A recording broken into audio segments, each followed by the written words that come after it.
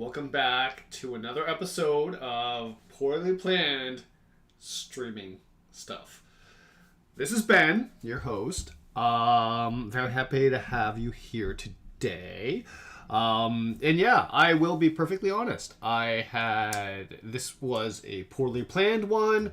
I'm just getting the hang of this. Whoa, that's too bright. Just getting the hang of this, and it's a lot of fun. I enjoy it. But I've been really mentally tired for the last little bit. So I had to didn't know what I was going to be streaming about today.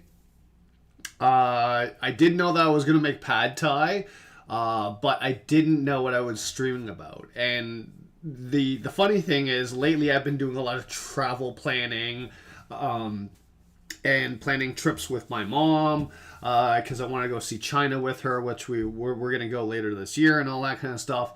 Been looking at a lot of my friends and their travel plans recently. So one of my friends right now, Francine, she is in Southeast Asia. And I'm like, hey, I'm cooking Pad Thai right now. Why don't I talk about nutrition and travel? Because a lot of my clients are also traveling quite a bit. For tournaments and sport-based events and all that kind of stuff. So I thought, hey, last minute, like literally 20 minutes before the stream started putting together all the materials and all that kind of stuff, why not just talk about nutrition and travel? So that's what we're here to do today. We're talking about nutrition and travel because there's actually quite a bit to talk about. It's not so straightforward, especially if you're an athlete, but there's many considerations. So that's what we're going to do today. So while we do that, I'm going to start to get started on what we're going to cook for dinner tonight. We're going to cook a Pad Thai. Now, I don't want anyone to think that this is an authentic Pad Thai recipe. I'm just doing whatever. I'm just, going nuts, doing whatever, using leftovers in many situations. But realistically, this is not an official recipe because I don't have all the actual ingredients for what would normally go in a Pad Thai.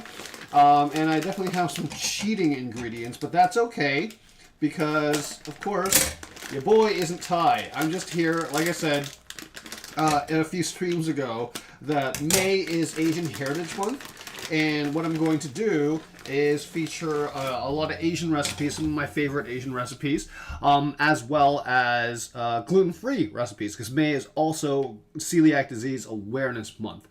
So if you missed last week's stream, which is all about celiac awareness and gluten-free recipes and gluten-free cooking and all that kind of stuff for athletes, go back, rewatch that. And you'll get the vibe for what we're trying to do. But today we are talking more about nutrition and travel, and the recipe just so happens to be gluten-free. So what we're going to do right now is we're going to start soaking our rice noodles. Now, one of the biggest things, typically speaking, you're going to see rice noodles that are dried out like this, that you used for a ton of different ingredients. Now, one of the biggest things to keep in mind is that I see a lot of people out there, a lot of content creators, that they boil the rice noodles, and I'm like, this is a big mistake, especially if you are using it for a Pad Thai recipe, which is basically a rice noodle that's stir-fried with different ingredients and all that kind of stuff. The reason why there's a big issue is because the rice noodles absorb a lot of water, especially when hot, almost too much water. So what the trick of this is to actually soak your rice noodles in lukewarm water until they get to a pliability state where it's like flexible enough that you could actually use it in your cooking without it falling apart. Because otherwise, if you cook it in hot noodles, you'll fully cook the noodles, and then once you put it into the stir fry pan or whatever you're using to stir fry it up, it's just gonna turn to mush and it's gonna be gross and you're not gonna like the experience. So soak it first. So that's what we're gonna do while we prep up the rest of the ingredients. Now, I will say this is not an official, authentic recipe because I don't have the ingredients here. I really don't. And that's actually kind of funny. I thought it'd be a good way of talking about this because when Thai people started originating and immigrating over to North America, one of the biggest things is they couldn't find the key ingredient that they needed for this kind of dish, which is tamarind and tamarind paste. I don't have that right now. So what they were using instead of tamarind paste was ketchup. So you'll actually see a lot of pad thai recipes with ketchup because that was a form of adapting and making use of what the flavors they had and all that kind of stuff, which actually works out decently well. So you might see some Thai recipes out there, or pad Thai recipes, I should say, that use what is it? They used ketchup. I'm not using ketchup today. I'm using pad Thai paste. Pad Thai paste. So it's a what goes in this pad Thai paste right here. So boom, check it out right there. Hold on. This is the brand I'm using. It's called it's Cock brand. And the ingredients here are sugar, water, shallots, roasted peanuts, fully refined soybean oil, garlic, sweet radish, salt, flavor enhancer, which is MSG, monosodium glutamate. It's a secret ingredient. It is so good. Tartaric acid, coloring, caramel, preservative, sodium benzoate, and all that kind of stuff. It's a gluten-free product. That's my point. There's no wheat in this whatsoever. So we're going to make it a gluten-free recipe. And what we're going to use is the pad Thai paste because I saw it at the grocery store while I was grocery shopping. So we're going to use this. And we're going to prep up our vegetables that we're going to put in this. All that kind of stuff. Now, again, not authentic pad Thai recipe. This is more of I'm using whatever I have available to me in my fridge, and that is going to definitely impact what this recipe is going to be. But the goal of this isn't about the recipe, at least I don't think. That's just something for me to do and not be stressed out while I'm talking about nutrition and all that kind of stuff. But today's goal is to talk about nutrition and travel and understanding how travel changes your nutritional needs and all that kind of stuff, especially for the athlete. Because I've been having a lot more athletes this year that, traveling and their nutrition has been a big challenge. So a lot of examples are like going for local tournaments, going international for like swim meets and all that kind of stuff. A lot of tennis-based stuff is going on with my clients too. So this is a good way of recapturing all those ideas and kind of bringing it to the forefront of, the stream. There it is. Okay. So we are going to use a couple things. Again, not authentic. I don't have all the ingredients, but we're just going to prep them up anyways. We're going to do our thing. We're just going to cook, and I'm going to have dinner, and I'm going to either recommend that you do this at home or not. I'm probably not going to recommend you do it at home, but we're going to use today an onion, or half an onion, which is left over from what I cooked yesterday for dinner, which is rice cakes. Traditionally, we would be using shallots. I don't have shallots right now. Uncle Roger would yell at me, and one day I hope to cook for Uncle Roger. We'll see what the YouTube gods have in mind for me. We're doing that. We're doing carrot as well, and then we're using some garlic, obviously. So we're going to chop those up, get those prepped up nice and well because we're just using leftovers, and then we're going to talk about nutrition and travel. So one of the biggest things is when traveling, your nutritional needs do need to be considered a little bit differently, especially if you're athletic, right? Recently, a client of mine, he did the London Marathon, and there were a lot of considerations that he didn't even realize that we needed to talk about. So, it's a lot to be considered there.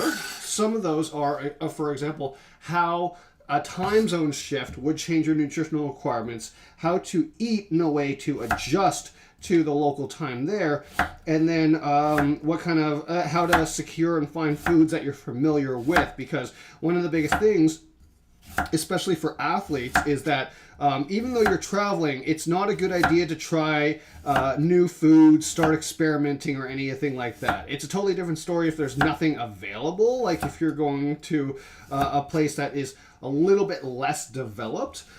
They might not be able to have all the food that caters to you. But generally speaking, when you go to a different place for a tournament or a sporting event or something like that, you will be able to find foods that you're familiar with, at least from your cultural standpoint, right? Now, I say this largely speaking to a Canadian North American audience. The reality is, ironically, I am talking about Thai food right now, and I just might as well tell you about the trip that I had to Thailand with my good friend Tim, and all the way pre-pandemic and like in my 20s basically. So this is a while ago. This has been a while ago. It's a while ago. 10 years ago, I would say. 10 years ago. What the biggest thing is, the majority of the world right now has been westernized. That it sucks in my opinion, because I was like, oh, I'm in Thailand, I want to have a lot of Thai food. And then, like, when we got there, I think it was Koh Phangan that we got to, the first location. I was like, oh, this is all Western restaurants, because in Thailand specifically, the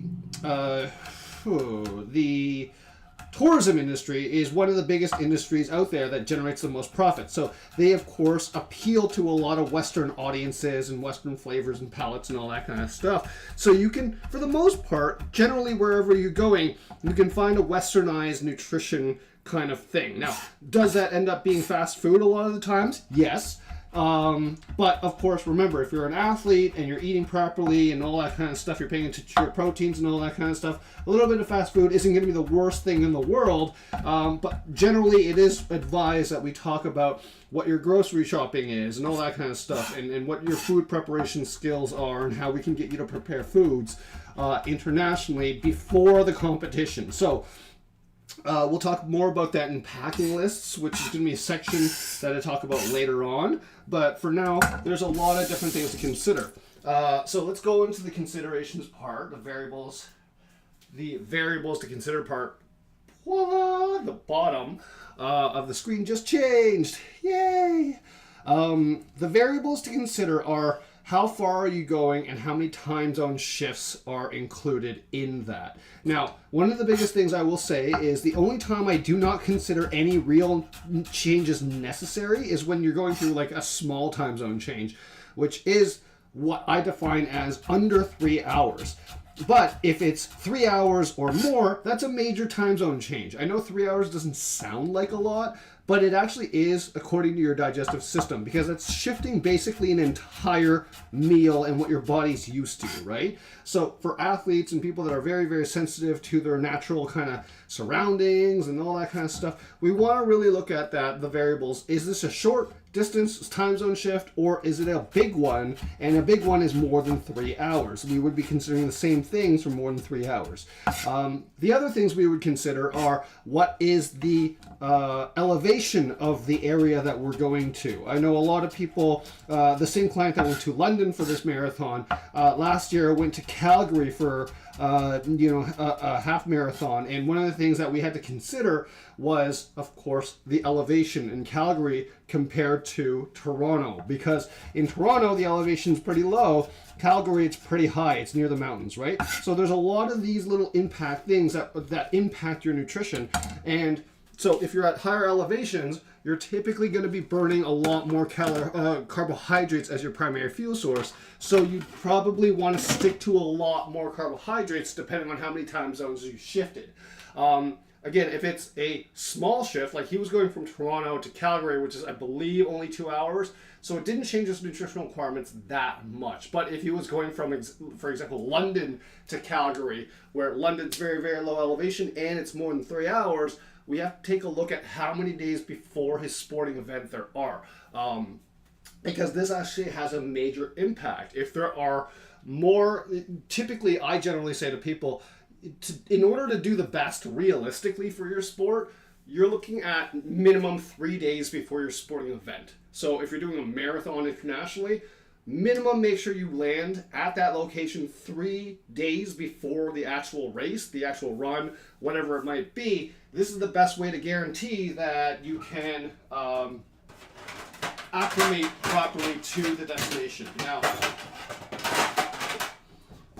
what does acclimate mean? Acclimate means that you are getting your body used to the environmental conditions. So, for example, the environmental condition where if you're going from a low elevation to a high elevation, can your body adapt in time to generate red blood cells at that environment? Because if not, I'll give you an example. If you were to run a marathon at a higher elevation, you're burning a lot more carbohydrates than you normally would. So typically what that would require is for an adjustment to your fueling plan, either before, after, and especially during the marathon or the race, right? That is 100% necessary because your body will be burning more carbohydrate as a predominant fuel source during that race.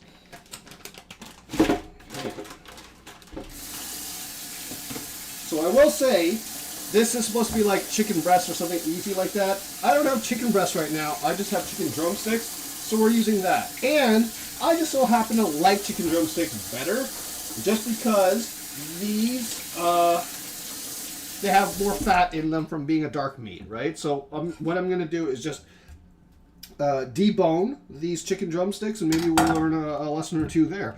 Normally speaking, in Pad Thai, you would have the option of chicken. Definitely having shrimp is the more traditional option. I don't have shrimp right now. Because I didn't go grocery shopping for this. But I do have chicken. So that's what we're going to use right now. We're going to use the chicken, and we're going to poorly debone this. Poorly, because I don't normally debone chicken drumsticks, but here we are. We're just doing stuff today for the camera. So we're going to debone these, these legs. And then what we're going to do is marinate them a little bit in tamari, which is the soy sauce, the gluten-free soy sauce that we used last week for our recipe there. So you should all be familiar with it if you're coming back for a second time. So keep that in mind. And we're going to keep these bones because what we're going to be able to do with them is make a chicken stock later on. But I'm just deboning them right now, and we're going to start marinating them with a little bit of tamari, some white ground pepper, and some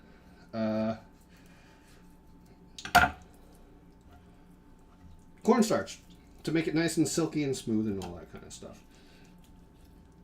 So that's what we're going to do. So those are a lot of variables to consider. Elevation, how long you can land before your actual event. For some recent clients I've had, for example, that went to the Czech Republic to swim for the Czech national team on swimming and all that kind of stuff, to do tryouts for that, then we have to consider elevation there as well, and of course different strategies that we would employ. Now, there are specific foods and different supplements that you can employ if you have a high elevation place and you're worried.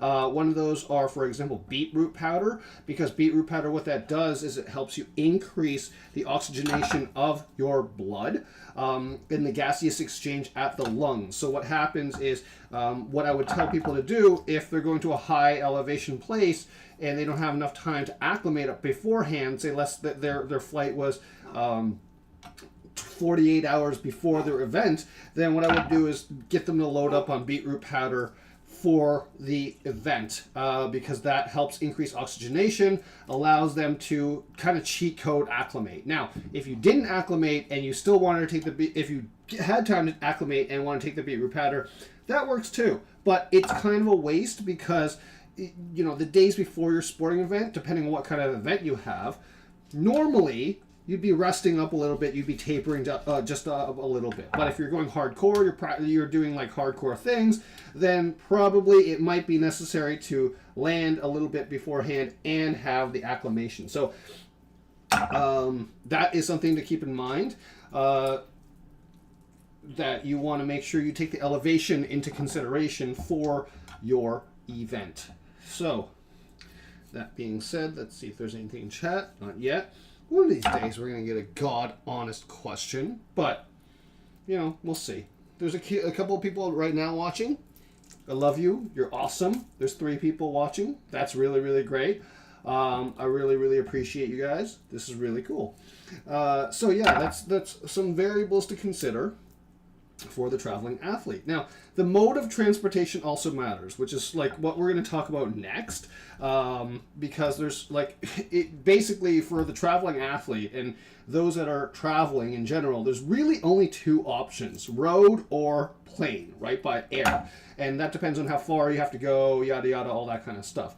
So, in that light, what we would consider is what kind of travel you have and how long that is. Because, hold on one second. Let me finish deboning this, wash my hands, and then touch my computer because I don't want to get salmonella all over my computer. That would be gross. Don't want that. But yeah, sports nutrition and travel. Now, nutrition and travel, generally speaking, the thing that we want to take into consideration too, are all, but not necessarily the elevation thing. I mean, if you're traveling and you're like, oh, I need, beetroot powder for just general health while I'm traveling. I'm like, no, we're overkilling it, bro. That is 100% for sure. We're overkilling that kind of thing. But this is specifically for athletes and athletic performance, because now that the lockdown era has ended from a COVID standpoint, not COVID, of course, but the lockdown era of COVID has ended, then there's a lot more, of course, traveling marathons and all that kind of stuff. By the way, for those of you wanting a little bit of a quick update on the Toronto Marathon, the one I did a live stream for, what to eat before a marathon, long distance race, and all that kind of stuff, that did not go well. It was kind of like a disaster piece, like I predicted on stream. Like, I hate to be a negative Nancy about this, but like, honestly, people should not be registering for this race anymore. And I will bring it up again next year when they have more of a closer to the registration. But this was a poorly run thing. Same thing again. There was a lot of people that didn't get water. A lot of people that it was poorly organized. It was not good. So please, if you are in the Toronto area or ever considering running the Toronto Good Life Marathon in May, don't. It's awful. It's awfully organized. And I hate saying that. I really, really do. I want it to be a good race. I really do. But I would 100% say that if you are in the market for a marathon or a half marathon around that point in time in the year, in the spring, I would highly, highly recommend the Mississauga Marathon, because that may not have the most interesting course, but it is solid organization, well run, good people do that every single year. Highly recommend that. Avoid the Toronto one until they prove themselves. Hate being a negative Nancy, but you know, sometimes it's necessary, because the people that I know that ran it only had bad things to say. So, I'm going to wash my hands real quick. I'm going to change it to, what is it?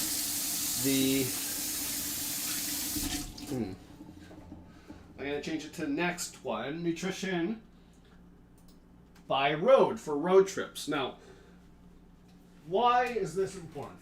Nutrition for road trips is tricky because, usually speaking, road trips are, you don't have the best food options. You have even worse options on food on road than you do by plane. But the great thing about road, getting your nutrition through the road, is you can pack it yourself, right? So it depends on what you pack, and it depends on the frequency at which you eat. So, hold on one second. Where's my white powder? This is my ADD. Chili pepper or onion powder. White pepper, sweet. So, going in this marinade, we got white pepper, ground white pepper. We got the tamari from last time, and we got Where's my thing? Oh,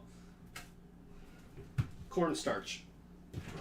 That's what we're going to use. And you know me, no measuring. Very little measuring. Okay. So we're going to put this in here. So nutrition for travel for road trips. What we want to recognize is how can we get you to pack beforehand. One of the best things is the morning of or the night of, depending on what's more convenient.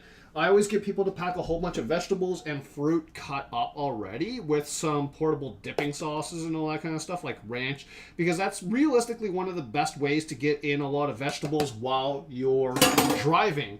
It depends how long you're driving for, right? And when I say driving, I also mean like buses and all that kind of stuff, because of course, like when we have like a lot of I remember one of the first sports nutrition projects I ever did when I was a fresh grad was actually working for a lot of the women's PWHL teams, and working with their Olympic athletes and all that kind of stuff. And they don't have good resources when it comes to supporting their nutrition and just supporting women's sports in general, which is why I'm very happy to see that Toronto is getting a WNBA team, and I'm looking forward to watching a lot of those games, like a lot. Really looking forward to it. But anyways, getting to that, one of the biggest things is we had to get a lot of volunteers in place to kind of make foods that were up to spec, the recipes and all that kind of stuff. I'm just going to use my hands, man. They were up to spec and all that kind of stuff. Now, that's a challenge because, of course, that ultimately, even though they're on a chartered bus, a private bus or all that kind of stuff, for all intents and purposes, you are still on a road trip. So it's best to pack your nutrition beforehand. If you're in a car, and this is true for like a lot of varsity sports, like I think like a lot of my varsity age, like football players or basketball players or hockey players, all that kind of stuff, it's all by road trip, right? So you always want to be aware of that, because what ends up happening is that you will need to have your nutrition, and if not, packed up and ready to go. And if not, then what ends up happening, usually speaking, is that you have to go to like fast food places, like the on routes and all that kind of stuff. It's a challenge because trying to find good food that meets your nutritional requirements there is slim to none. Doesn't mean it's impossible. It means it's tricky. Now, there's a few places that I would recommend on those travels. Like if you ever see a Subway, and that's not sponsored, but if you see a Subway, that's probably one of your best bets, because at least you can get semi-decent fresh fruits and vegetables in your nutrition, all that kind of stuff. You can get semi-decent proteins and all that, and it carries decently well. So I always recommend Subway or some sort of fresh sandwich restaurant, pita pits. A lot of these en routes now, they have like, I don't love mentioning this, but Starbucks has like protein boxes and sandwiches and all that kind of stuff. They are trying to be healthier, but the challenge is that healthy foods don't sell as much. So it becomes expensive, and when we're talking about the amount of calories that an athlete needs, depending on the sport, we really need to take that into consideration. Some of those healthier choices are just not it. And yes, even though you're traveling by road and you're barely moving and all that kind of stuff, we still need to make sure that you're getting enough dietary protein. And that's really where I find the biggest issue is for quote-unquote healthy foods, is that usually the dietary protein is not there. So that is a problem. That is a genuine big old problem. So keep that in mind. Let's see how we're doing here. Okay, these rice noodles are almost good. Let's talk about nutrition a little bit more. Now, that being said, road trips, you want to make sure you have a good amount of water available to you. You want to make sure you have a couple of coolers. And pro tip, if you have like if you have a cooler that you can put in the if you have a cooler, you can use ice packs to keep everything nice and cold in your trunk or in your car or whatever, depending on how many people are with you. Or you can use like refillable disposable water bottles, and what those can do is you can freeze that overnight and then put it in as your ice pack, so as it defrosts you have more water to be able to drink. Pro tip. So keep that in mind, because hydration is very, very important. Your hydration needs don't change just because you're on a trip, so keep that in mind. The greatest thing about a road trip too is you get to pack a whole lot, but of course fitting into the car is a different story depending on what sport you're playing. Like if you're a hockey player, then you have a lot of stuff that you're carrying around, and it makes it a little bit harder to pack your nutrition. I get it, which is why I always get people to invest in a good refrigerated sort of cooler lunch box or lunch bag or something like that, so they can really work, they can really make sure that they're staying on top of their nutrition needs. So keep that in mind. So the next one that we have to talk about is nutrition for flights. See at the bottom, at the very bottom, nutrition for flights. Nutrition for flights, believe it or not, is kind of tricky, kind of not. One thing I always say to people is that you can never bring fresh fruits and vegetables with you, right? Especially if you're flying internationally. So unless it's prepackaged or pre-cut up. So if you have like fresh fruits like carrot sticks, celery sticks and all that kind of stuff, if it's prepackaged in a Ziploc bag, yeah, you can bring it with you.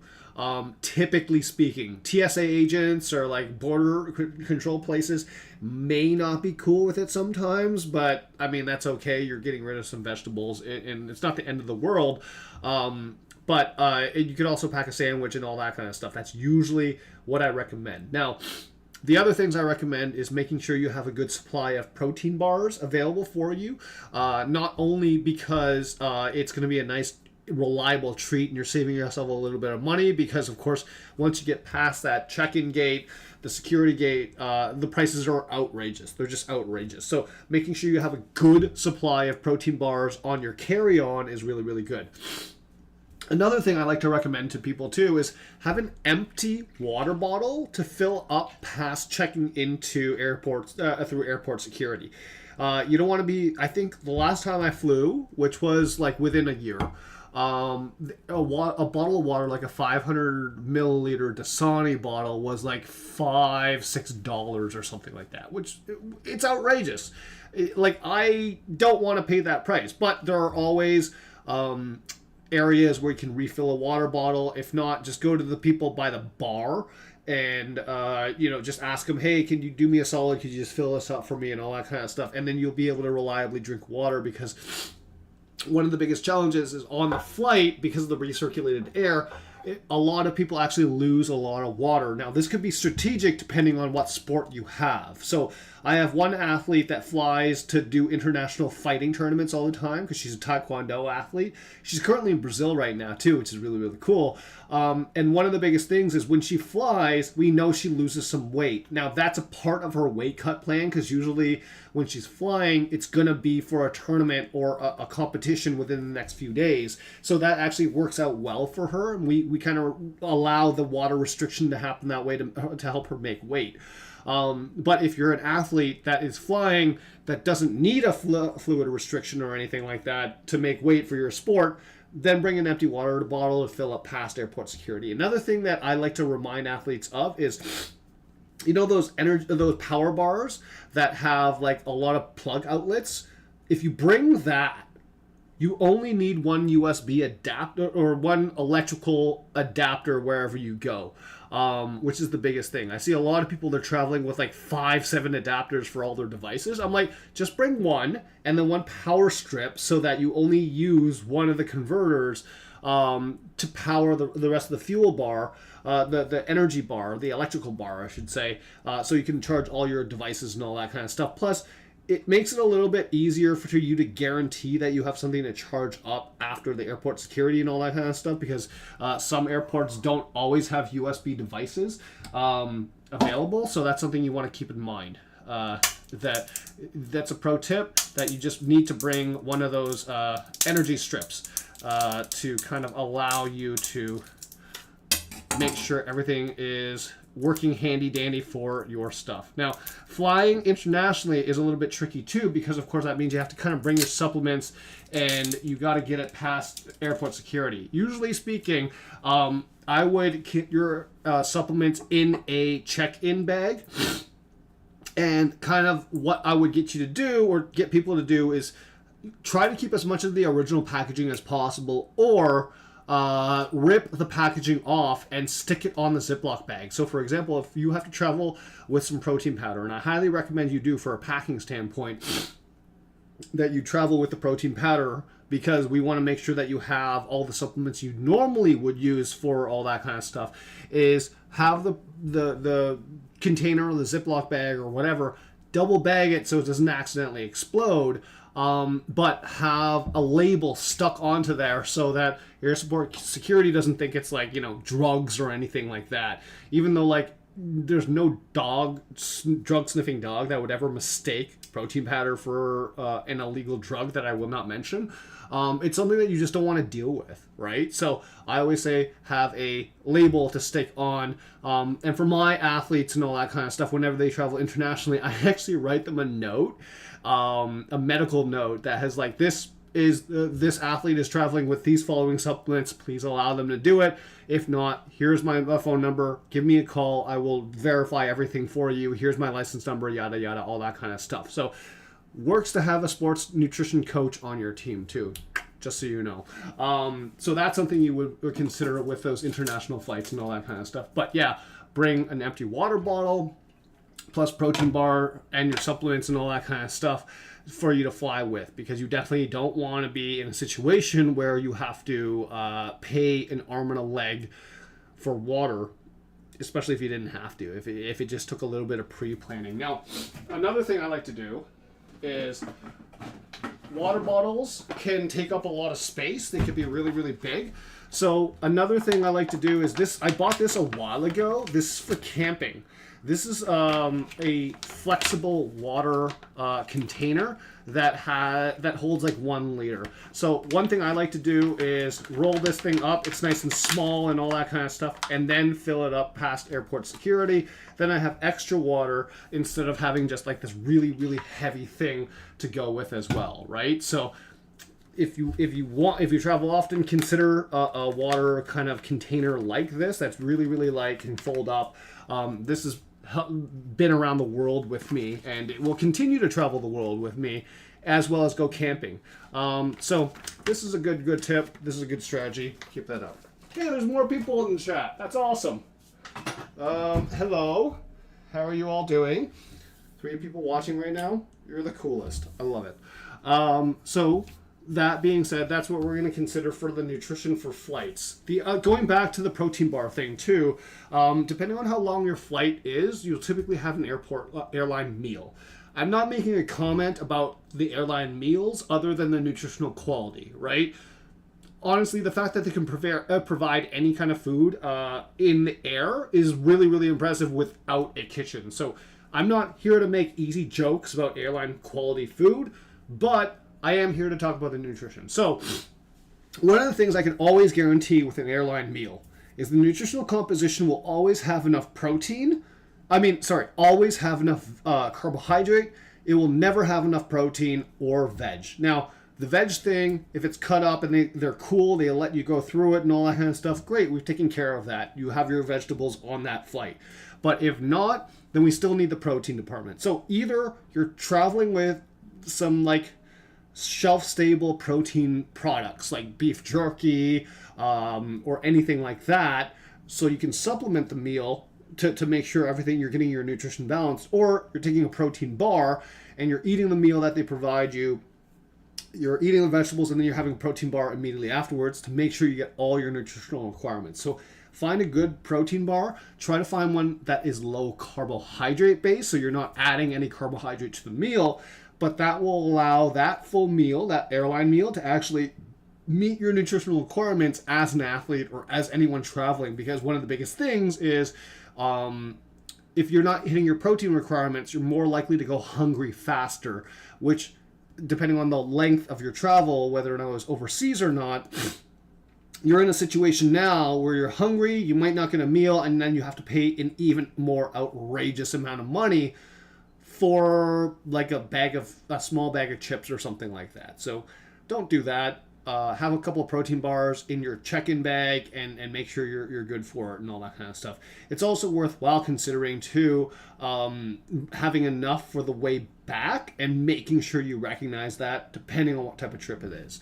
So airline travel from the airport side of things, that's what we want to keep in mind, is shelf-stable protein to supplement, water bottles to fill up past airport security, and making sure that you just have like the necessities that you would need for travel, like the neck pillow kind of thing, blankets, whatever you need to feel comfortable to travel with, right? Because we want to make sure it has the lowest level of stress as possible.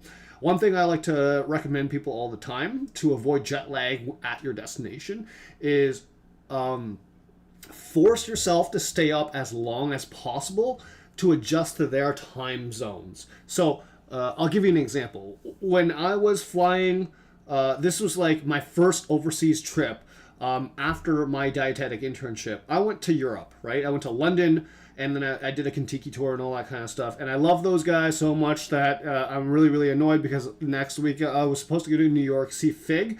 But of course he injured himself and he's not able to fly anymore, so I don't get to see him, and we're going to have to figure that out some other time. But that trip over, what the goal was to get, I didn't want to waste any time adjusting from the jet lag standpoint, right? So what I did was I kept myself up as long as possible until I was adapted to the London time, the destination time, and then tried to sleep while I was there. So for example, overseas, I would stay up until like 5 a.m. Toronto time, go to sleep because that was roughly like 10 p.m. UK time.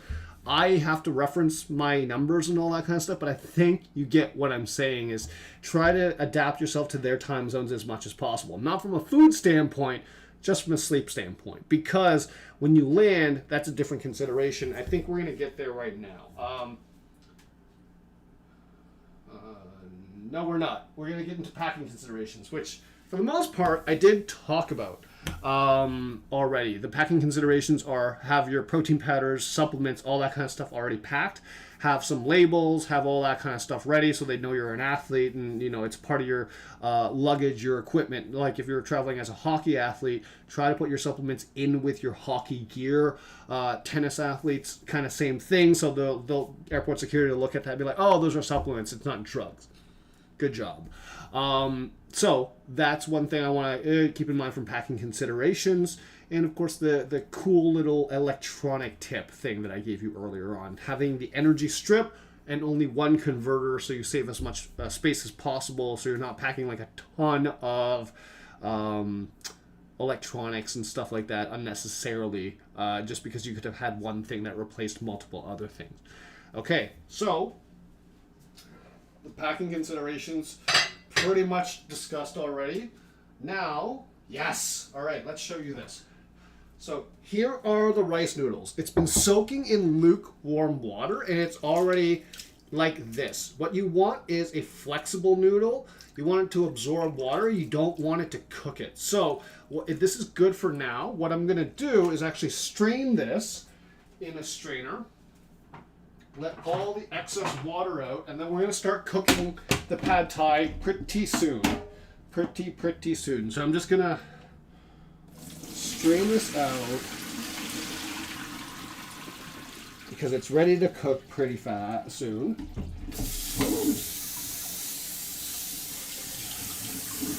And we'll talk about a few more nutrition considerations while traveling. Hey, my buddy's in chat. Oh, yeah. Hey, Joe. Okay. Oh, yeah, the spacebar idea. Yeah. Thanks, bud. Yeah, that's a pro tip of mine. Everywhere I go, I travel with a spacebar. An energy bar, and everyone's like, what are you doing? And I'm like, you only need one energy converter no matter where you go. It's pretty sick, right? Anyways, thanks for showing up, man. You're an OG. I love it. I love you. So, getting back to this, the packing stuff. Bring your papers, bring all that kind of stuff. You'll be fine. Prepare ahead of time. Make a list. Check it twice. Wait, that's Christmas. No, it's not. It's traveling. Because everything you do when traveling for nutrition, you got to prepare ahead of time, right? So those are the packing considerations. That's what I have for you. Let's talk about jet lag and nutrition before I start cooking a little bit, because I want this to strain just a little bit, get all the excess fluids off the noodles before I start stir frying everything and all that kind of stuff. So the jet lag and nutrition. One of the biggest things that we want to consider from a time zone standpoint is how it changes and alters your nutritional requirements, specifically how it affects your sleep patterns.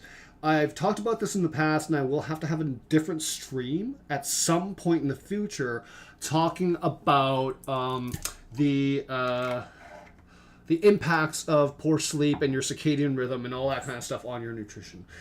Basically, what ends up happening is if you have poor sleep, then your stress hormones are higher. Your stress hormones being higher, typically what that does is have a suppressive effect on your body's ability to recognize fullness. So the hormones at play here are cortisol, which is a stress hormone. If it's a little bit elevated, if it's elevated based by stress, and remember, physiologically this is stress, because what you're doing is you're traveling across the world in a very short amount of time, right? Your body's not built for that kind of stuff. It's just a modern technological miracle and all that kind of stuff. What we want to do is recognize that no matter what, you're introducing stress into your body. So your body on stress and with elevated levels of cortisol will have different impacts on your appetite. Most notably, what it will do is suppress and alter the behavior of two different hormones, leptin and ghrelin. Leptin is the fullness hormone. It's the hormone that gets released when you're starting to get full after a meal. It tells you to slow down, stop eating. Ghrelin is the hunger hormone. It's the hormone that kicks in when you are hungry, basically. It's the one that tells you to eat and all that kind of stuff. The challenge is that your body suppresses leptin sensitivity and increases ghrelin sensitivity when you're stressed out. So what this basically means is your body is less capable of feeling full, and it's more likely to feel hungry constantly until your stress goes down, aka until your sleep patterns adjust. So if you're going international and you have a huge sleep dysregulation, it's very important to know that your body is more likely to be hungry. And what we need to do is adjust your nutrition intake in order to counteract this, especially if you're an athlete, but more importantly, if you're just traveling in general, right? So how do we do this? Well, the answer is protein. What I tell people to do all the time is those first few meals that you have, day one, try to go low carb, try to go high protein, high fats. The reason why is because it's the way the body understands food and understands different macronutrients, right? The body digests macronutrients differently. And this is what we call satiety, the feeling of fullness. So satiety is measured in both short-term and long-term durations. From a short-term duration, your body recognizes fullness. Short term is measured 1 to 2 hours after a meal. Long term is measured 3 to 4 hours after a meal. So what we want to recognize is that this short term and long term duration are interacted with macronutrients in the following way. So proteins, carbohydrates, fats, and vegetables, right? Protein is great at short-term and long-term satiety, which is exactly why I'm telling you to increase your protein intake the first few days that you land at your destination. The reason why is because this will prevent your body from excessively increasing your appetite and for you to eat unnecessarily. Because that, of course, from an athlete standpoint, or just anyone that wants to just readjust to, have good nutrition while they're traveling, you want to make sure that you have a good amount of protein at the first few days at which you land, in which afterwards you readjust back to your normal portion sizes, right? And keeping in mind, you still want a high protein intake, even though when you consider elevation. At the beginning of the stream, I was telling you that at high elevation places, if you're a low elevation, if you live in a low elevation, so I gave the example of Calgary and Toronto, If you're going from Toronto to Calgary, you'll eat more carbohydrates because the body burns more carbohydrates at high elevations if you're not used to it, because it doesn't have enough red blood cells. And if it doesn't have enough red blood cells, everything pushes the burning of carbohydrate a lot faster than the burning of fat, which is usually what the body normally does, is burn fat at resting heart rates or lower heart rates. But if it's in a high elevation spot where the oxygen is thinner, it's more likely to have a higher heart rate for everything that you do, making it so that you're more likely to burn carbohydrates. In which case, it brings us to carbohydrates as a macronutrient. Carbohydrates like rice noodles over here, potatoes, breads, pastas, all that kind of stuff, and fruits. That has terrible short-term satiety and terrible long-term satiety, which is why a lot of people, when they have high carbohydrate meals, they just keep eating over and over and over and over again, because carbohydrates actually don't make you feel full, short or long-term. So they're not really that great. And now we get to fat. Fat is terrible short-term for satiety, but it's amazing long-term for satiety, which is why I'm telling people that the first few days that they land, usually it's best to have a high protein, higher fat meals to let their body adjust to the stress of traveling. This way, what happens is the protein and the fats work together, so you're feeling full for a longer period of time between your meals, so that you're less likely to snack. Now, when I say less likely to snack, I'm not telling people not to eat. I think food, especially when traveling, is the highlight of everything, right? I travel to eat. The challenge is you don't want to eat uncontrolled. That's what I'm getting at. If you have more protein, more fats, and you're feeling more full from a baseline standpoint, and you're not having these hormones affect your appetite, then what happens is, let's say the cupcake or the pastries that you do want to eat are naturally going to be eaten. I'm more talking about the logic of, like, if you ever have like uncontrolled appetites, uncontrolled hunger, where you just don't feel like you're in control of yourself, that you feel possessed, that someone's telling you to eat, that's because it's a blood sugar fluctuation, and that has to do with your feelings of fullness at the meal. So have higher proteins, higher fats to allow you to actually be able to be in control of your food decisions a lot better, so that you're eating the foods that you want to, as opposed to the foods that you don't want to, right? This is really, really important for a lot of athletes, especially because we don't want to cause hormonal fluctuations before their sporting event. So keep that in mind. Then we get to fiber, which is basically your fruits and vegetables. All, for better or worse, it's just your fruits and vegetables. Fiber has a moderate effect on your satiety short term and a moderate effect on your satiety long term. It's not that it's useless, it's just not as effective as protein or fats to keep you full, right? So what I recommend, generally speaking, the first few days when people land, and this is what I do all the time, high protein, high fat, high vegetable intake, lower carbohydrate intake. It'll balance you out until you're fully adapted to the environment, because your body will adapt pretty quickly, especially if you're an athlete, and then resume your normal eating plans. If you are at a higher elevation, it means you're having slightly more carbohydrates, but really focusing more on the proteins and the fats is really going to be your key to acclimate properly, to get your hormones down properly. Because the other thing we want to consider too is, if you have an uncontrolled carbohydrate intake because you're not feeling full properly, then high carbohydrate intakes at nighttime will spike your blood sugar levels. That'll mess around with the insulin. The insulin will mess around with the melatonin and make it harder for you to fall asleep and stay asleep. You don't want that. So keep that in mind. Now, if you're there traveling, if anyone's here just being like, hey, I'm not an athlete, I just want to travel and have some good nutrition, and you're throwing alcohol into the mix, nothing I can do there to help you out. I mean, alcohol is just going to disturb your central nervous system, and it's going to make it harder for you to sleep. So unless you're traveling for like a bachelor party or like a party or a bridesmaids party or something like that, and alcohol is expected to be a part of the trip, I would be like, okay, avoid alcohol for the first 2 days until you readjust.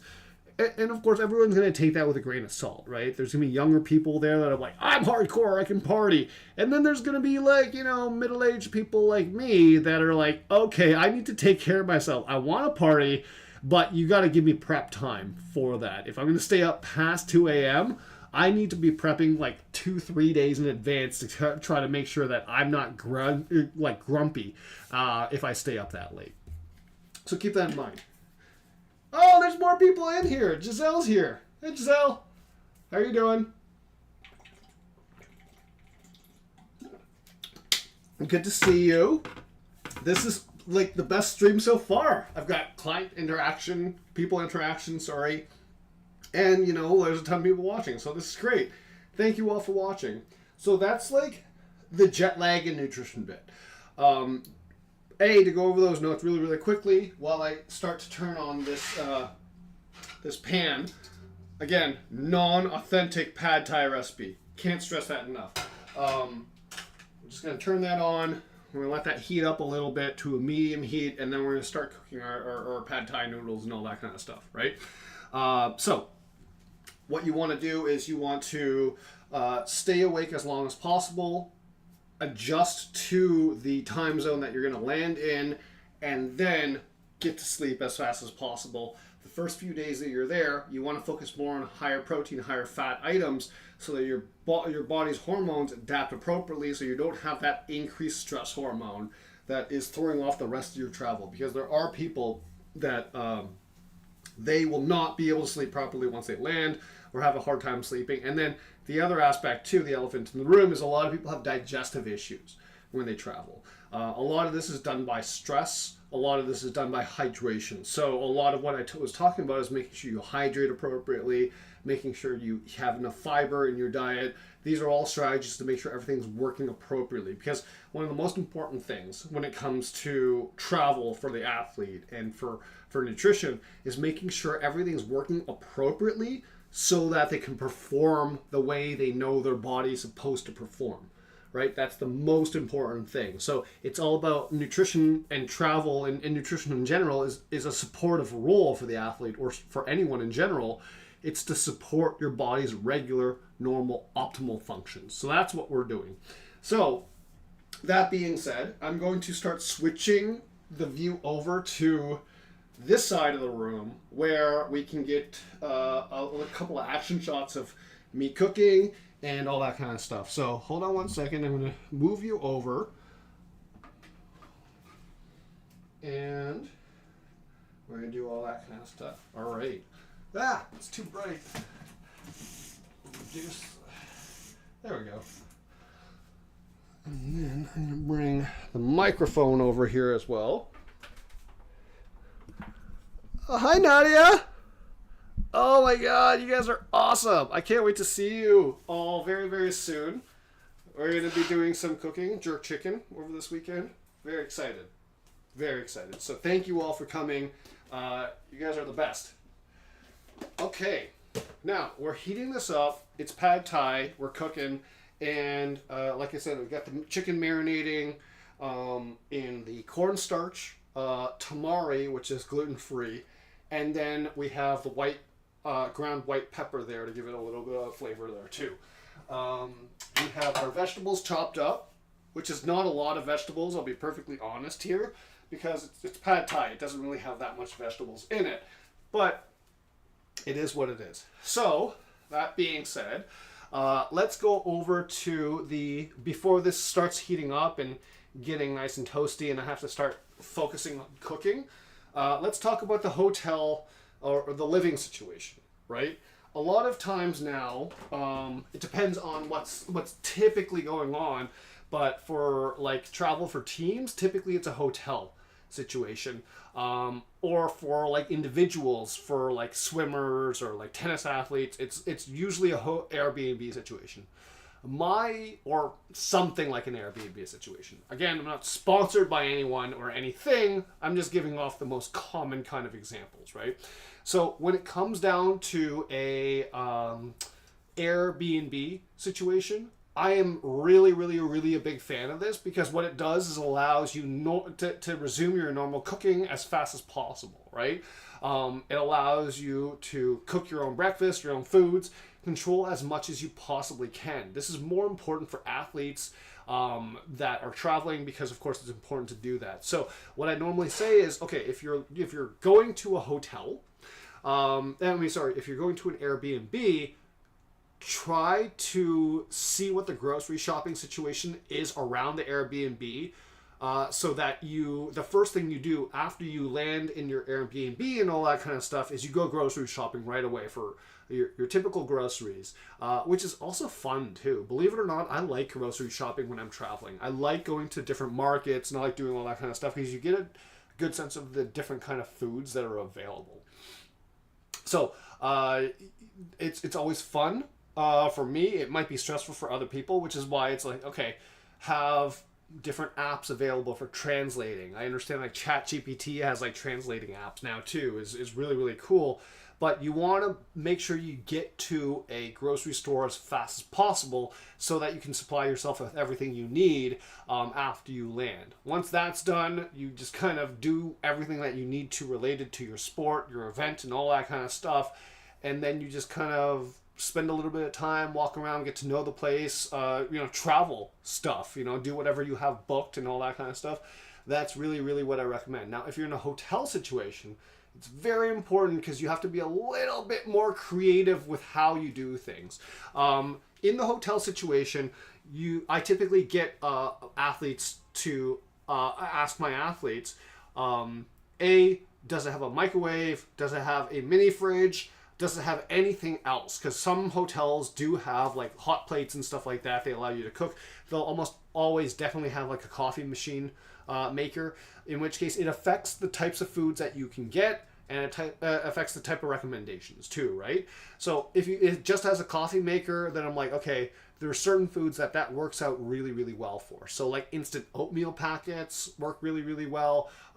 Instant ramen noodles or cup noodles or stuff like that works really, really well with those coffee makers, because that all you're really doing is getting hot water into the thing. That works out really, really well. So the hotel room is a little bit more challenging, but it works, especially if there's a microwave, because of course you can put a lot of the foods into the microwave, and that will allow you to basically, it'll allow the microwave situation to, sorry, I'm putting in some oil right now. This is just a neutral oil that I'm going to cook with. You can see it's starting to heat up. But the microwave will allow you to reheat food. So if you have foods that are, for example, that's embarrassing. So if you have foods that are, for example, reheatable or leftovers or from takeout or from the grocery store, the microwave is the best case scenario. If you don't have either of those things, then one thing that I've started recommending to a couple of my clients is these travel electronic pots. So they're like pots like this that you can plug into the wall and start cooking out of. Now that allows you to do a lot of like one pot meal type of things, where you can, for example, cook rice and your meats together and all that kind of stuff. But those are just new options that are very, very, very accessible. I've even gotten people to travel with their instant pots. And to be able to cook. Now, these are, for example, I work with Ballet Jorgen, which is a Toronto-based ballet company, and of course they have a lot of nutrition problems when they're doing Canadian shows and all that kind of stuff, because they're just road tripping all the time to be able to dance for these smaller areas in Canada, and they have a lot of problems with their nutrition until I suggested per car or per team or whatever, someone brings an Instant Pot so that they can actually start doing some cooking while they're on the road to guarantee better nutrition. Because again, one of the biggest issues when you're traveling is you're really, really, really subjected to a lot of issues that come with like fast food and like all that kind of stuff. So no matter what, you can usually find a grocery store and then you can get creative with what you're doing. I think I'm going to start doing some videos on like, here are the healthiest recipes you can make with an Instant Pot while you're traveling, all that kind of stuff. Because that works well for like university as well. Like people with their dorm rooms, there's this one guy on Instagram that cooks high-class meals in his dorm room using just like a toaster oven and a plug-in pot and all that kind of stuff. Super creative, and I'm going to start producing those kind of videos closer to like September. When people are going back to school, or August, I should say. But yeah, that's what we're typically going to do. So that's what we want to keep in mind from a hotel Airbnb situation. what is the type of food. Now, here's another thing, a variable that a lot of people don't consider, but how do I say this? Hold on.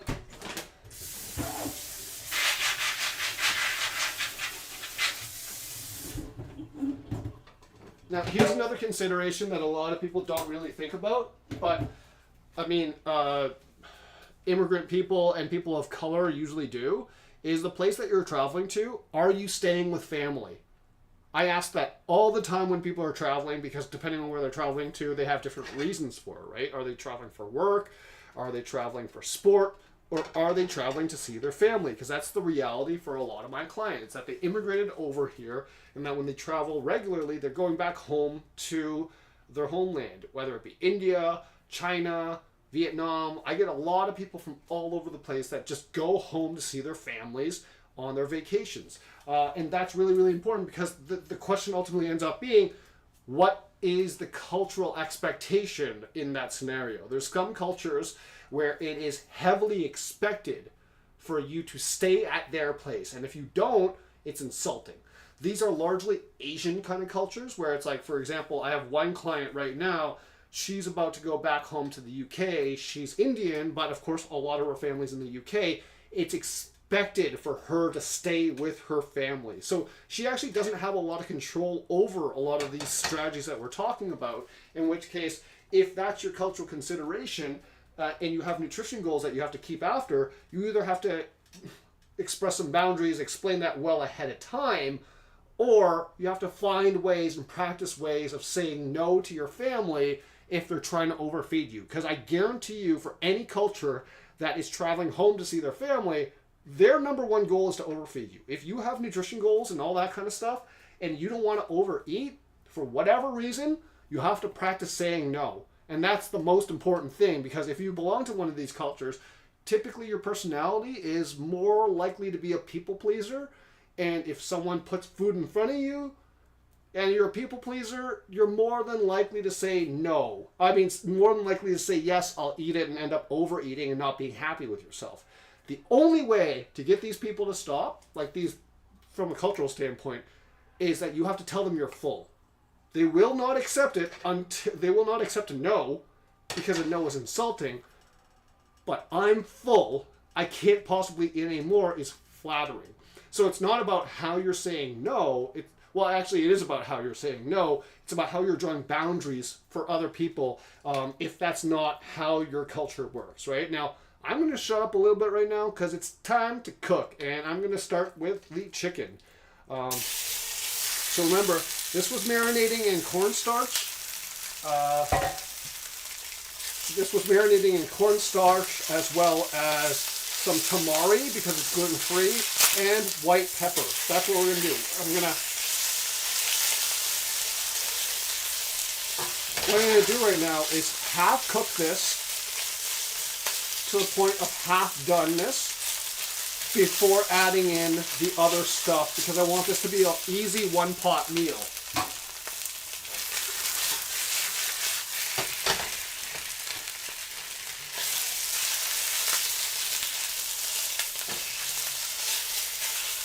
So because these are bigger and irregular pieces of chicken, I am going to use the lid to allow the steam to assist in the cooking process. While that's happening, let's see what else is going on. For people watching right now, thank you very, very much. How have you all been doing? Have you been watching the NBA Finals like I have? Today's stream is a little bit haphazard, is a little bit disorganized, because I am haphazard and disorganized. I'm not going to lie to everyone here. I've been playing a lot of Diablo and a lot of Destiny, and that's been like the thing I've been doing for the last little bit. So actually, I was playing Diablo before stream. I told myself, I'm like, okay, I finished with my clients. I had to finish. I wanted to take a little bit of a mental break before the stream. Before I started streaming, and was playing some Diablo. The new season's pretty good. I like it a lot. It's been fun.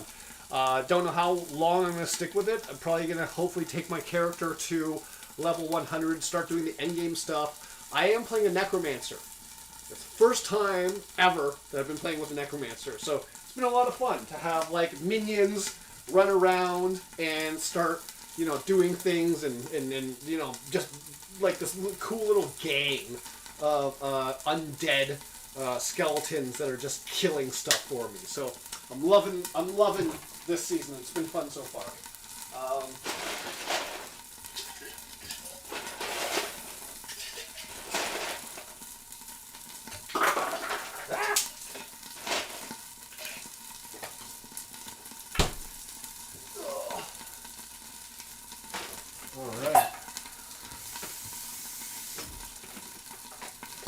So,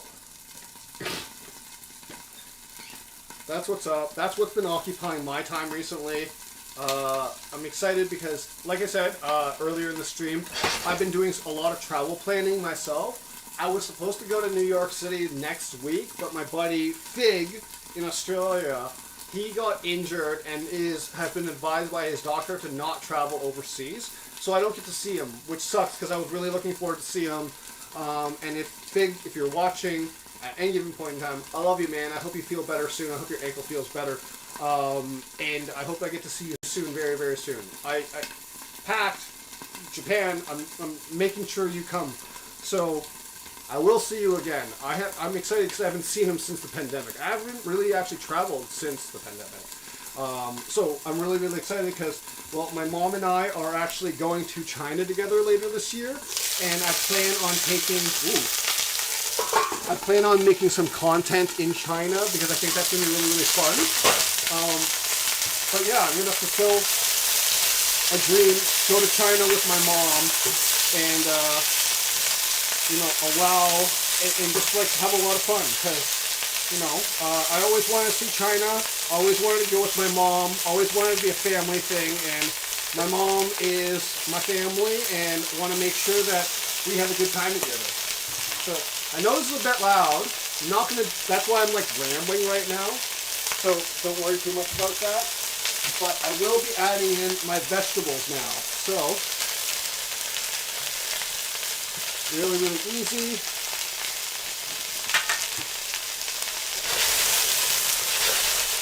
Adding the vegetables in, and pretty soon, while that cooks down just a little bit, pretty soon we're going to add the Pad Thai sauce and then the noodles. But before I do, I'm going to start boiling up a little bit of water just so in the kettle, just so that we have water available to add in.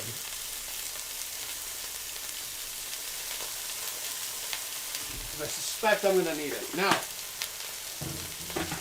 for those of you watching, what I did earlier, because I don't know how halfway through the stream y'all started joining, but these are rice noodles, right? They're gluten-free. It's Asian Heritage Month, which is why I'm cooking like Asian recipes all this month. But I'm also featuring gluten-free recipes because, of course, Asian Heritage Month and Celiac Awareness Month overlap. So if you have celiac issues and all that kind of stuff, rice noodles, one of the biggest tricks with cooking for them, I should say, is you want to soak them in water until they turn out like this, where they're not cooked through. A lot of recipes, a lot of tutorials online will be like, boil your rice noodles. Don't do that because it gets super, super soggy. What you want to recognize is that this, especially from the Pad Thai standpoint of things, will cook your noodles very, very quickly in the pan. The rice noodles, they cook very, very quick. That's the pro. That's one of the greatest things about rice noodles. So, I'm just going to cook this a little bit more, and then I'm going to transfer like half of this out because I can't cook all those noodles in one thing. But this is looking delicious. I wish you could smell it right now. Yeah, let's take half of this out. Now, like I said, this is not an authentic Pad Thai recipe because an authentic Pad Thai recipe would have me using tamarind. It would have me doing all that kind of stuff. I don't have that because your boy is lazy. But I do have Pad Thai paste. no meme. See this? I don't know if you can see that. Cock brand.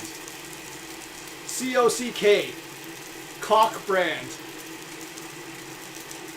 That's why, by the way, this stream is not for children. It's because I have Cock brand rooster pad thai paste. Not for children. If you're a child and you're watching this, get out of here. I don't want that. Get out of here. Okay.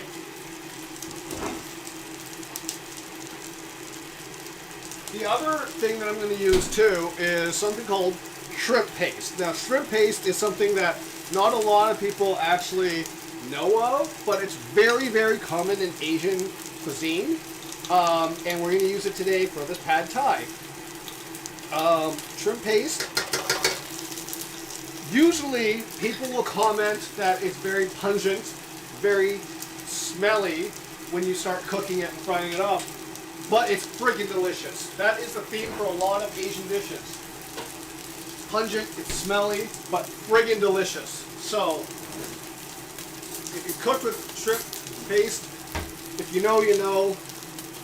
But, you know, it is what it is. So, we are now at the point where I am using the pad thai paste. So I'm going to put a teaspoon of that in.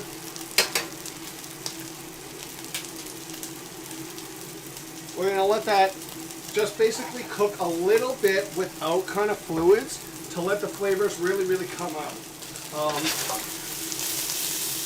Now we don't want it to burn or anything like that. So what we're going to do is as that water is heating up, I am going to pour a little bit in, turn that more into a slurry, and then add the rice noodles in. We're going to stir it up, and then we're going to plate up. This happens very, very quickly. So that's why I love this dish. It's really, really good. It's nice and fast. You know, I just keep rambling about nutrition and all that kind of stuff while it's cooking. But yeah, it's good taste, good time. All right. How's everyone doing today? I get that you can't really respond too well. I am watching the thing, so if you respond, that'd be cool. But I have been watching a lot of NBA Finals recently. I've been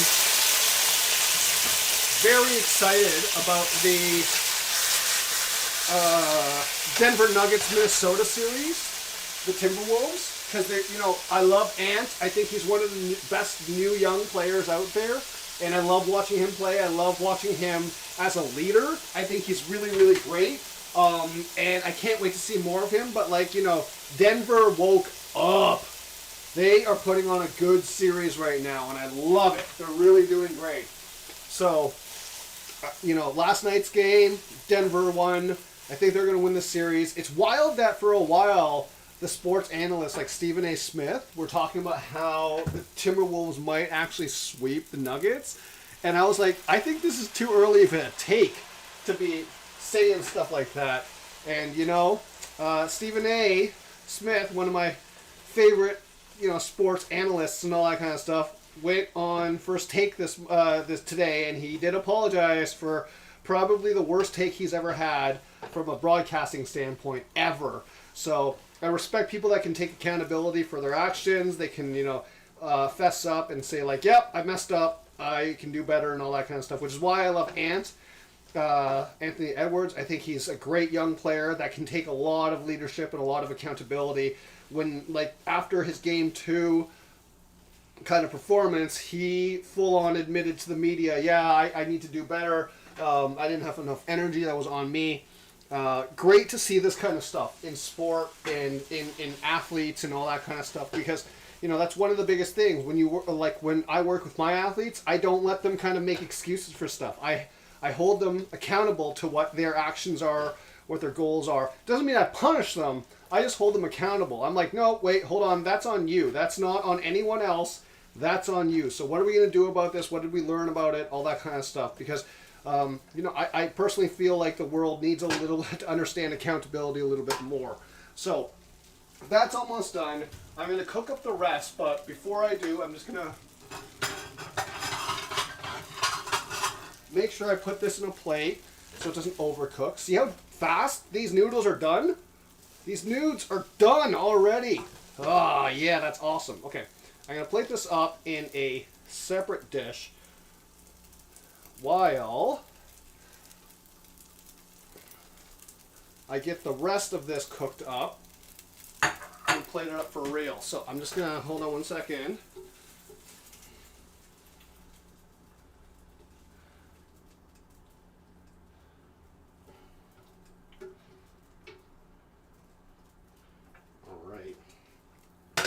So that being there, I'm going to put this stuff back in, cook the rest of it.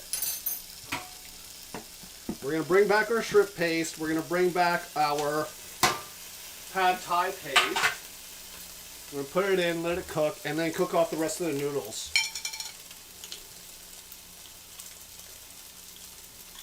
2 teaspoons of that. I'm sorry that I don't measure, I don't have recipes, but that's not the kind of cook I am. I cook with feeling. And sometimes you're feeling a bit spicier, sometimes you're not, but that's how I cook. Maybe one day I'll put together some recipes for you all if you want to follow along, but today is not that day. Alright. We're done with that stuff. Just going to let this get a little bit aromatic in the pan before we add water in it. Actually, it's going to happen pretty quick, so.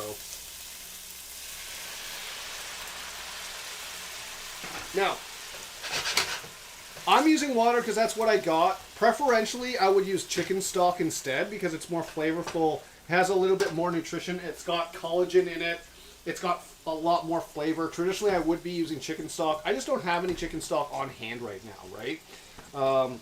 So, I use what I got. This is a realistic cooking show. It's not one of those foo-foo Rachel Ray cooking shows where everything seems perfect but tastes awful. This is something that seems terrible but tastes amazing. And you couldn't know if I was lying about that. Of course I'm going to tell you it tastes amazing when I do the final shot of eating it and all that kind of stuff, right? Unless one of these days I have a guest on my show, which I'm more than happy to do so. I think one of these days I'm going to start expanding a little bit, teaching people how to cook a little bit more. But yeah, up until then, I'm going to keep doing me and you keep doing you. And I thank everyone that comes by. I thank everyone that watches because you're the real ones. You're the OGs. You make this all worthwhile. I will say today is the highest viewership count ever that I've had so far, not including rewatches, of course, live. So I want to thank each and every one of you that are here. I really, really, really appreciate it. It means a lot to me. It really, really does that the viewership is growing. Hit like, hit subscribe, do that kind of stuff. Be a pal, you know, all that kind of stuff. You're all awesome. I love it. We can do more of these, and if you have any recommendations on any topics that you'd like to see in the future, hit me up. I'm more than happy to take requests and figure this all out because, you know, right now I'm just doing what I think is best. History has not been well to me when that usually happens, so I always invite people to make some recommendations and do that kind of stuff. But yeah, so if you have any topics that you'd like to see, include it in chat. Let me know. DM me if you don't want to put in chat and all that kind of stuff. But yeah, we're almost done cooking right now. See how fast that was? These are rice noodles. This is why I love them. They're gluten-free. They're delicious. They cook really, really quickly as long as you know how to do it. Soak, never boil, and we're done. It's got all the flavor. It smells great. It smells like shrimp. It smells like pad thai. I hope there's enough pad thai flavor and not just all shrimp. But we're getting ready to plate.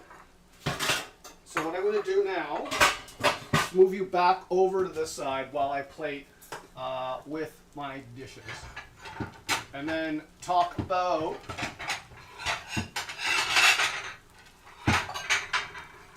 food safety and all that kind of stuff.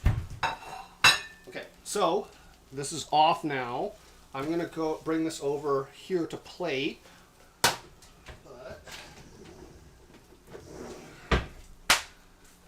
All right.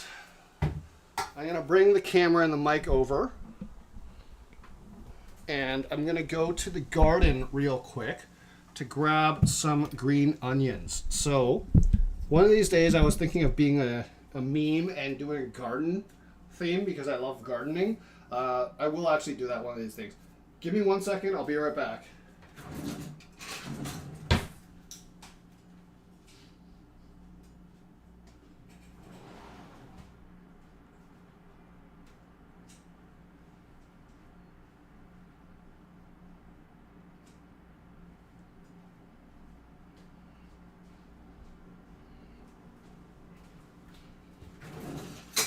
All right, I'm back with some green onion. Cut this up in a little bit. Ooh. All right, we're gonna plate this up. So, plating wise, we're just gonna do one of these.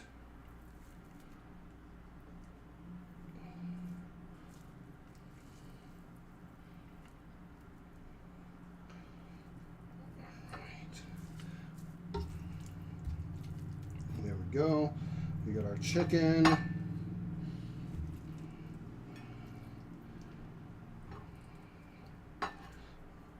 And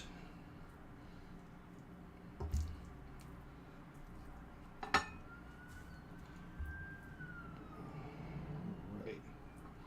Do that. And then what we're going to do is present this, and one of the biggest things is, remember, if you want people to think you're good at cooking, the easiest way to do it is by garnishing. So the easiest garnish is green onion, especially when it comes to Asian cooking. So you just chop it up nice and small. Because when you look at this dish, it's very, very pale. It's got the same color schemes. It's like a lot of brown, a lot of oranges, a lot of same color spectrum. The reason why you want the green onion, aside from flavor, because it does add a little bit of flavor, is to provide a little bit of color contrast. So, with that being said, I'm just going to pick this all up now. And then, there you go. That is my leftover pad thai recipe. All right, not a natural recipe, just you watching me cook pad thai. So I'm going to take a photo of this real quick and just to post to the gram. It's on selfie mode. I hate that. Now we're going to take a couple of bites so I can do the thing where I trick you into thinking I'm a good cook by going, this tastes delicious. But then we're going to talk about our last topic, and then I'm going to sign off, watch some basketball, play some video games, and all that kind of stuff. So the last topic right now is at the bottom, food safety and hygiene. Now, depending on where you travel to, one of the most important things that you have to keep in mind is food safety and hygiene. Because there are places where food safety, no bueno, and there are a lot of considerations when it comes to that. So, less developed countries usually have these issues. I remember specifically in Thailand, I made one of the dumbest decisions ever. Was it a dumb decision? Absolutely. Was I under the influence of alcohol? Also absolutely. So take that for what it is. But we were in Thailand, and this was on Koh Phi Phi, which for those of you that know Thailand, that is an island without a lot of regular electricity. And I ordered a burger, which was the dumbest thing in the world because burgers are not that great from a food safety standpoint unless refrigeration is top-notch good, like really developed good refrigeration. The reason why it's not good is because the more surface area you have in a food, especially in a meat, a high dangerous item food, you really want to be worried about, you want to be extra vigilant about how they're preparing it, how they're storing it, and what their food safety practices are. I was drunk at a Muay Thai bar and decided to order a burger. That was not good. I had a lot of food poisoning afterwards. Don't be like me. That was dumb. So after that, what I generally started to do was order foods that are more whole. And what I mean by whole is not as much surface area. So when it came down to chicken, for example, like chicken that was like this instead of a chicken burger that was ground up. No hot dogs, nothing like that.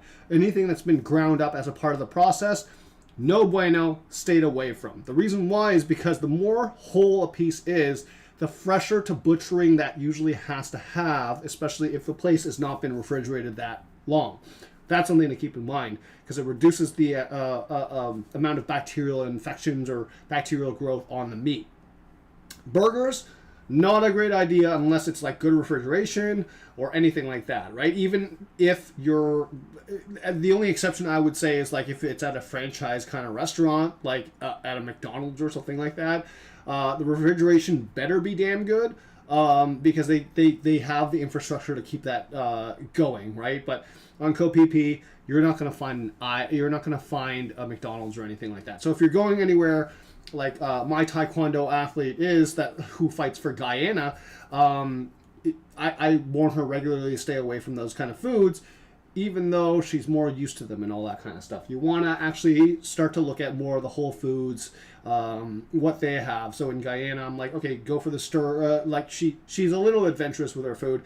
Go for the curried goat. Go for like oxtail. Go for all that kind of stuff. That's really, really good. Delicious local cuisines.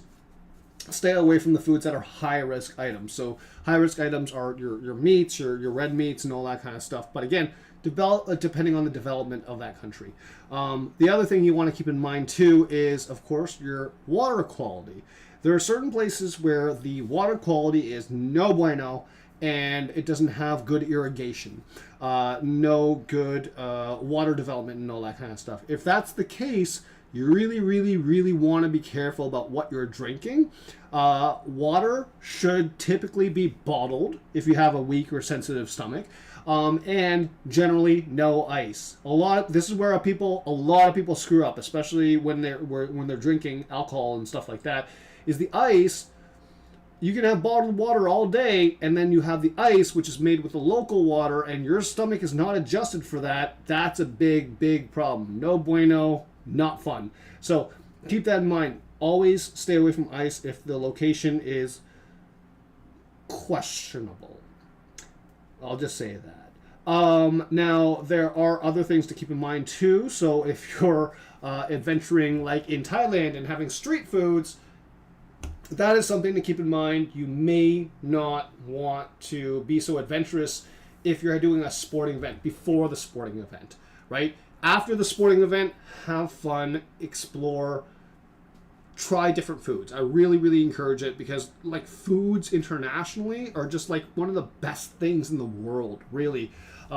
It really is one of my favorite things to just travel and eat, right? So be adventurous after your sporting event, not beforehand. Beforehand, you want to be very, very cautious. You want to make sure everything's fully cooked. You want to make sure everything's above board and all that kind of stuff. So food safety is very, very important to pay attention to. Be aware of what you're ordering. If it's close to the ocean, fish is generally speaking much, much safer than meats, largely because the claim to fame near the ocean or near like kind of river places is fresh fish. So if you have fresh fish, it's a lot less likely to go bad and all that kind of stuff. Not like fish sticks or anything like that, but like fresh fillet of tilapia, salmon, or barracuda, or anything like that. Really, really good choices because those are local, those are fresh, and they're a lot more likely to be safe. So always keep that in mind. Package stuff up until the actual tournament itself, and just make sure you question things a little bit more. If the area that you're traveling to is a little bit sus, stick to the hotel meals, stick to like the higher class restaurants. Again, before your actual event. But afterwards, have fun, explore the local cuisine, do that kind of stuff, have a little bit of fun. It's such a good time. It's such a good time. Anyways, that is basically the end of the stream. Here's the mandatory weird thing where I eat a few bites in front of you and tell you that it tastes good. But I will be perfectly honest. Again, this is not an official pad thai recipe. It's just what I pulled together last minute because your boy is lazy.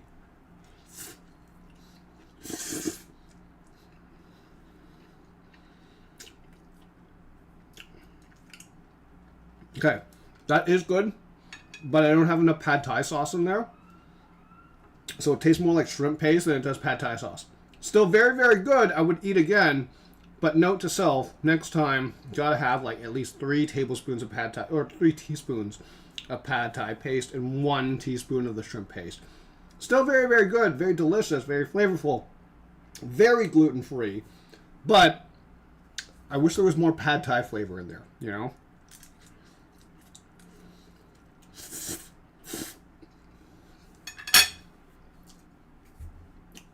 Still really, really good. So,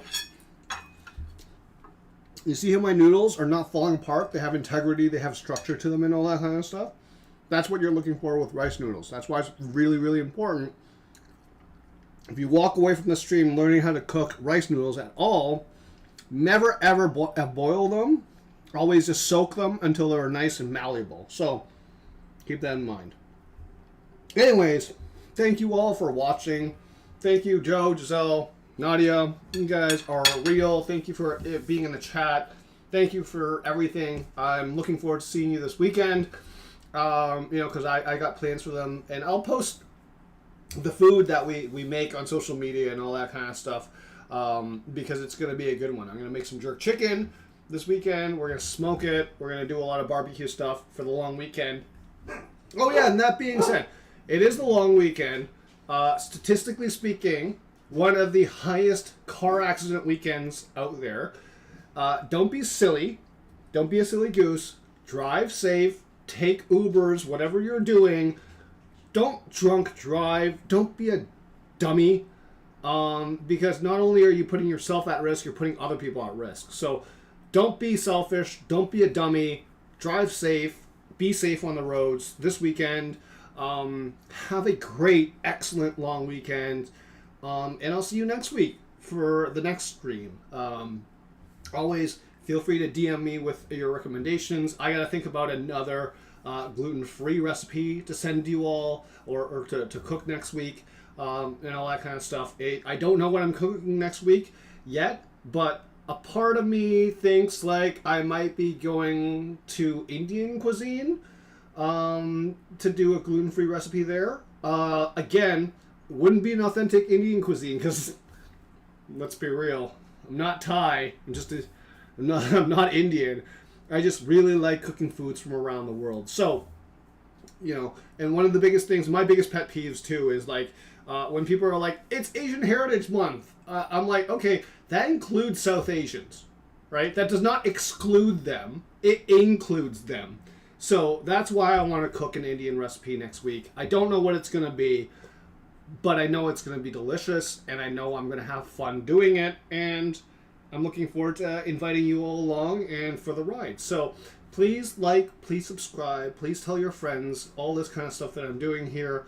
I am talking more about nutrition, more about food, all that kind of stuff, and then cooking foods, because I want to make sure everyone has access to good nutrition and is able to do their thing. But for now, I'm just going to do a few more moments extended of an awkward eating scenario in front of the camera, even though I hate eating on camera. We'll see. And if you have travel tips yourself for nutrition, or just travel tips in general, leave them in the comments below. Who knows who you might help. It's really, really, this kind of stuff is really, really important as the world starts traveling a lot more, as everything starts happening a lot more. Help each other out. The world needs more kindness, more empathy right now more than ever. Please like, please subscribe. I'm going to finish this off stream. You all have a wonderful evening, and I'll see you very, very soon. Cheers!